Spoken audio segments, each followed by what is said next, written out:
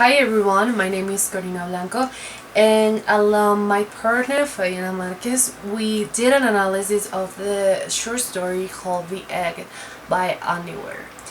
So, first I would like to tell you who exactly Weir is before going into the analysis of the literally figures.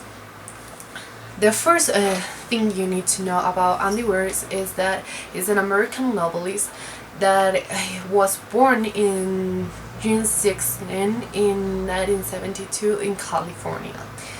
You may know him not only for The Egg, but also for his novel Martian that was adapted into a film in 2015.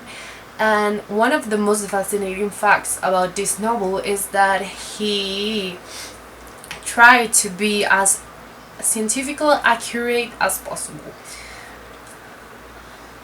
Going back to The Egg, the story we selected is one of the most famous short stories that the author wrote, and it was published in 2009 online.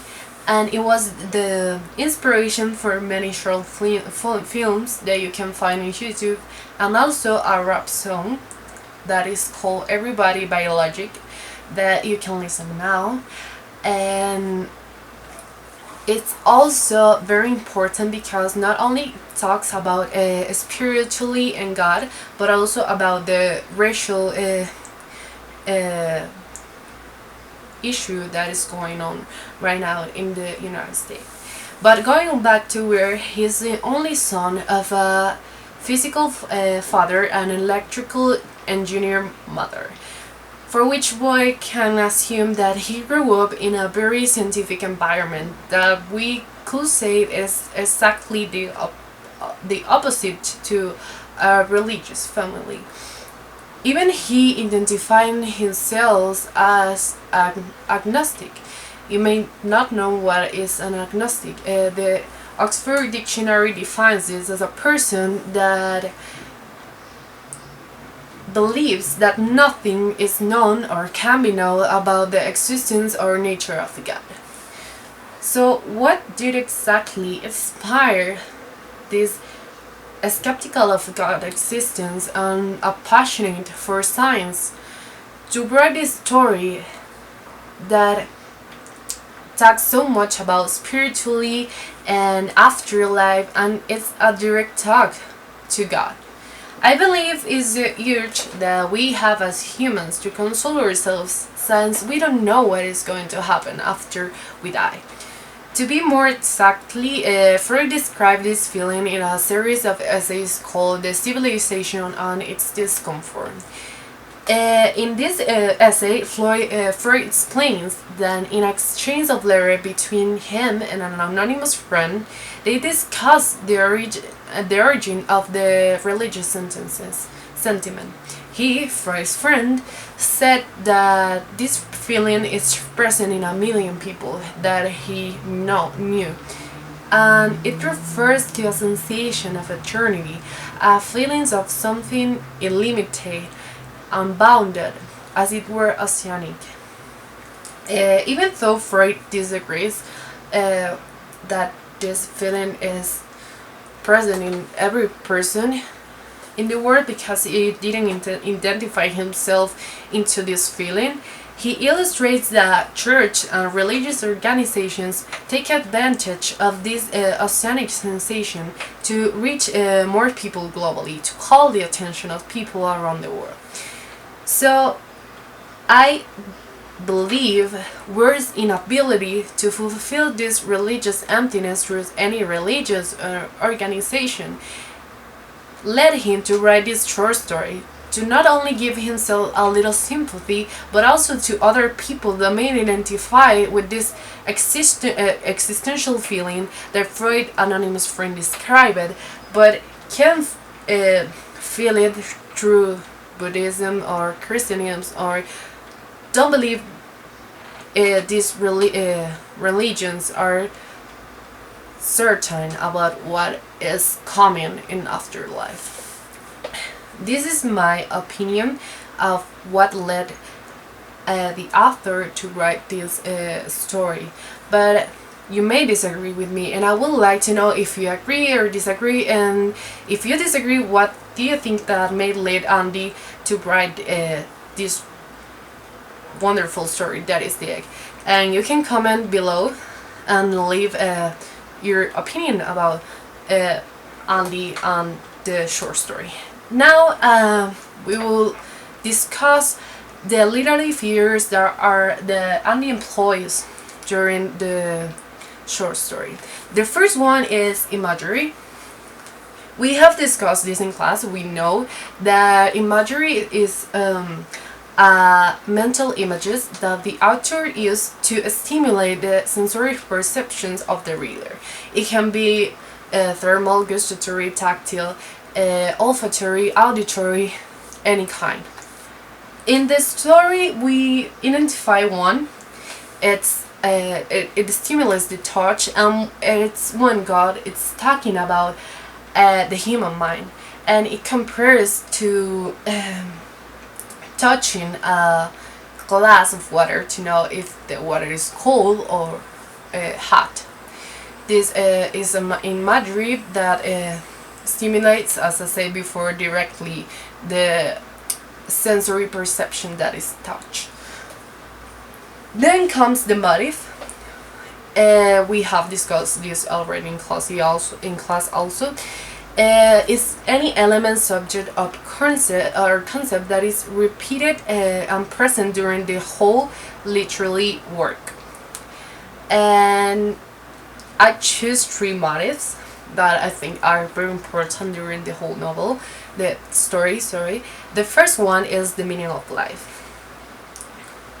I choose this because since the main character dies, he keeps asking God what is going to happen to him. Is he going to hell? Is he going to heaven?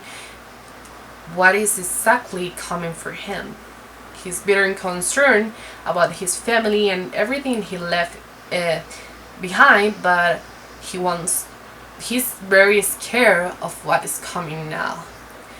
Reincarnation is also a very important motive, because after God explains a little bit of this, that he's going back to the world as we know it, he's very concerned, and he will lose all the knowledge and experiences he acquired during this life. But then he's comforted by God's words.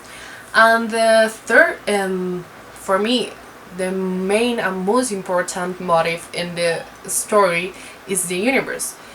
This might be very subtle during the whole story, but it's what gives a meaning to the story and the whole, even the title.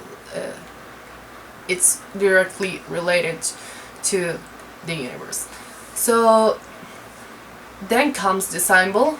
What is a symbol? Is the use of an object or an action that means something more than its literal meaning. In this case, the symbol will be the egg, that according to this story it represents the whole universe.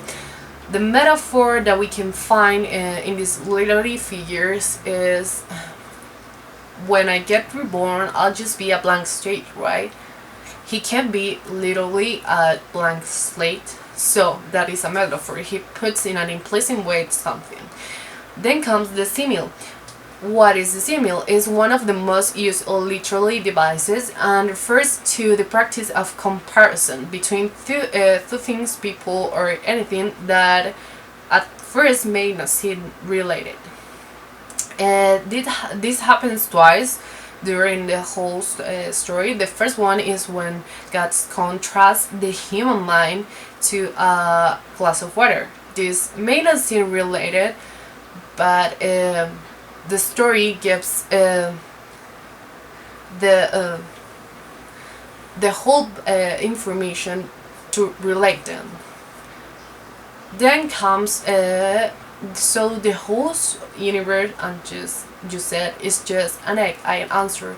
This is another simile, because the universe and an egg at first may not seem directly related, but if you read the whole story, you will understand why God made this comparison. And the last literary figure that we found, we haven't discussed it in class, but it's called accumulation. I will describe what is an accumulation. This kind of literary figures consists in a sequence of words that is repeated again in a more powerful way, but in different words. To be more exactly, let me illustrate this with an example. Let's go back to the part again when God is comparing his human life, and that the main character, is worried that he will forget all the knowledge he acquired during his life. In this example, God is explaining that the main character, that certainly he's not a bunch of blank sheets. He does have the knowledge of his past life, but human mind is unable to perceive it. Then he proceeds to emphasize how complex and beautiful his mind and soul really are, but he's still being a fetus, he's still growing, he's still learning. And these phrases at first may look unrelated, but their meaning is very similar. He emphasizes about he does have this knowledge and he hasn't lost it, but right now he will have to wait and mature to really remember what he proposed in this life is. So those are all the literary figures that we could find in the short story. I hope you have enjoyed the video. If you notice another literary figure that we haven't mentioned in the video, you can comment below, as I said before, along with your opinion about and the reason to write this story. You can comment below the literary figures you think you're missing, if you think we are right, if you disagree with us, anything you would like to comment. It will be appreciated by us. We would like to discuss and get feedback from us, guys. Have a nice day, and I hope you have enjoyed the video.